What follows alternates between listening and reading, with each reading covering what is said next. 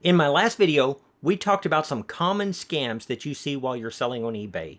And in this video, I'm going to outline 10 different things that you can do to protect yourself from scammers on just about every single platform. Let's not hesitate. Let's dive right in and start talking about what they are. Number one, whatever platform you're using, whether it's eBay, Etsy, Poshmark, Facebook Marketplace, make sure that you know the policies that that platform has in place. Those policies are the things that ensure your seller protections. And they vary from site to site.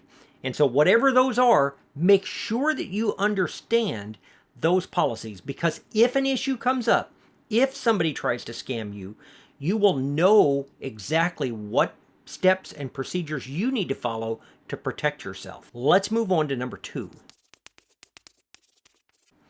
The next one depends a lot on which platform you are and what your options are, but that is to verify the buyer's identity. Whatever is in place on the platform that you're using, take advantage of those things.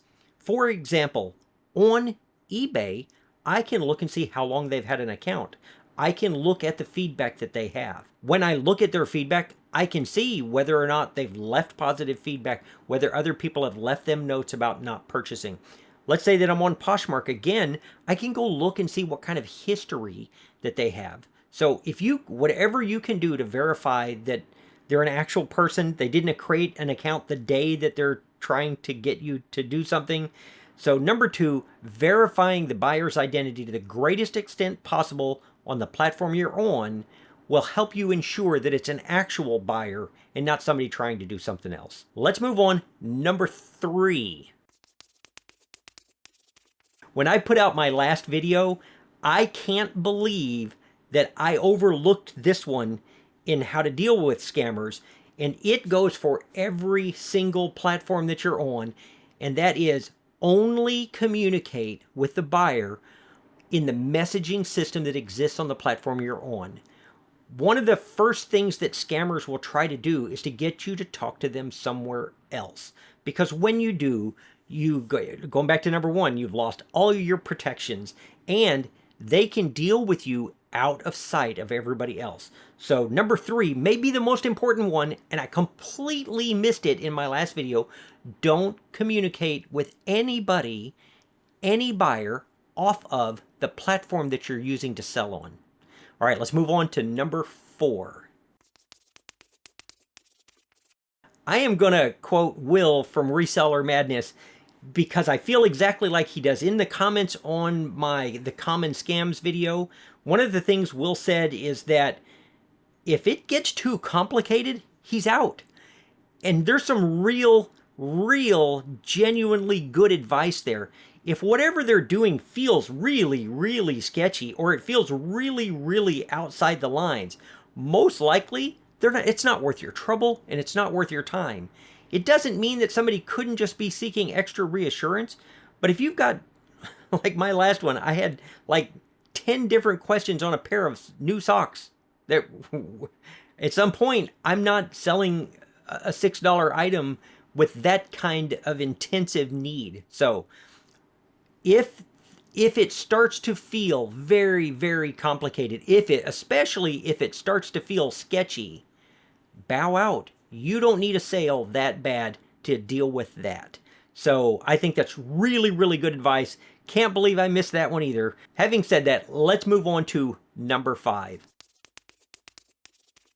This is also really, really important. When you are sending an item to somebody, make sure that you use tracking, use delivery confirmation, and you make sure that you know when it got there. This comes up a lot. This protects you. I brought it up in the common scams if somebody says they didn't get it. But if you're using tracking and delivery confirmation, and if it's a really expensive item, you might even have a signature confirmation on it. And whatever platform you're on, make sure those things are in place so that you can show not only did you ship it, but you can show when you shipped it. You can show where it was in the process, and you can show when it got there. And that will protect you from a whole lot of these different scams. Let's move on to number six.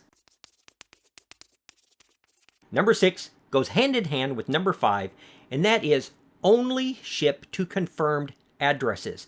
Whatever the buyer has in that system, whatever they have in the platform that you're using, that's the address that you need to ship to. It's very common for a scammer to say, okay, I need you to ship it to this address.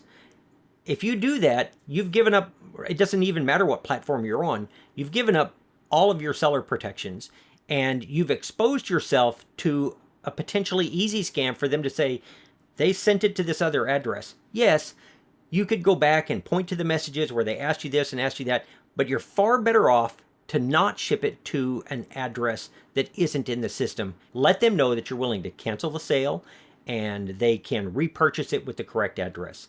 And you'll save yourself potentially a lot of headaches. I brought it up on number 7 in the last video, and I have talked about it in its own video before, and that is to protect yourself from people that make a habit of not paying for the items that they purchased. One of the reasons that this happens is that they try a scam and it's not working and they just quit. They just walk away from it and the item doesn't get paid for and they move on with their life because they don't care about the account that they're working on. To the greatest extent that a platform allows, set your seller preferences to weed out the people that don't pay for items. I've said it before, it is possible that somebody has a legitimate reason that they have several things that weren't paid for. Those people will hopefully reach out to you and let you know, hey, here's what happened, and then you can make a determination whether or not you want to allow them to bid or to buy. But make sure you set your seller preferences how to do that. And at the end of this video, I'll link you back to the video that I made specifically for eBay about how you can do that. Number 8. Your first line of defense in fighting off any potential scammers is to have great photos and an accurate description. What these do is they establish for real buyers, it gives them a very clear picture of what they're buying. You'll avoid a lot of legitimate returns just because the people know exactly what they're getting. But there's a side benefit to having really clear photos and an accurate description. It sends a message to the scammers that this person is well organized and they've explained it very well. And you've left far fewer loopholes for them to pull off any scam. And so a lot of times they will just move on to somebody that's left themselves as an easier target. So it's really, really important.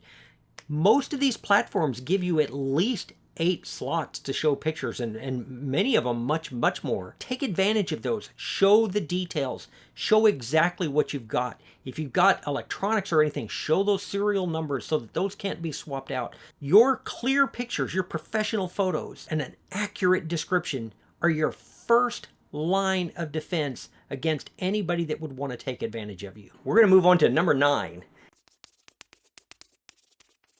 And this one, I would like to think it's a no-brainer, but somebody tricked my mom into it 3 days ago. 3 days ago, my mom is sharing personal information with somebody she doesn't know in an online platform. It isn't even just for you, but if you've got relatives, this spans way more than just reselling. Protect yourself from sharing personal information.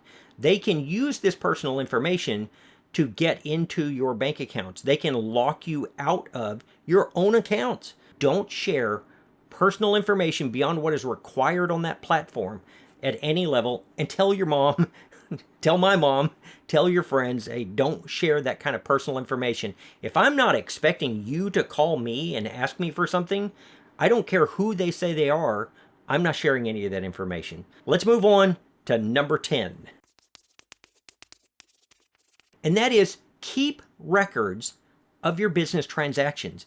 Yes, the platform will track those for you, but every platform is different, and sometimes those records are not adequate to protect you properly. And, you know, Melody and I use List Perfectly because we upload our stuff over there so that if anything happens, if a listing disappears, or I have another place where all of my records are kept. You don't have to have another online platform. You could use something of your own. You could develop your own spreadsheet. You could have your own file where you're saving pictures and things like that.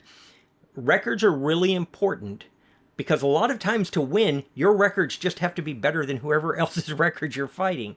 And so I think it's really important to have good records. If you're new and you're selling something that's expensive, video records are helpful too. If you're packing up something that's $500, turning on your camera, it doesn't even have to be a good video. It's just got to be clear. We're not talking about editing this for YouTube so somebody else can watch it. It's so that if something happens, you can show this is exactly what I put in the box and how it's packed. Here's the label on top of it. And if you get a return, you can videotape that too. Those are 10 things that just about anybody could do, whether you're a beginning seller or an experienced seller. If you sell online, these are things that you can do to protect you and protect your business and still remain professional and do what you want to do. I really appreciate those of you that are subscribed and those people that watch and those people that comment. Man, you guys lift me up and I appreciate you so much. And I'm going to see you real soon on the next one. Bye.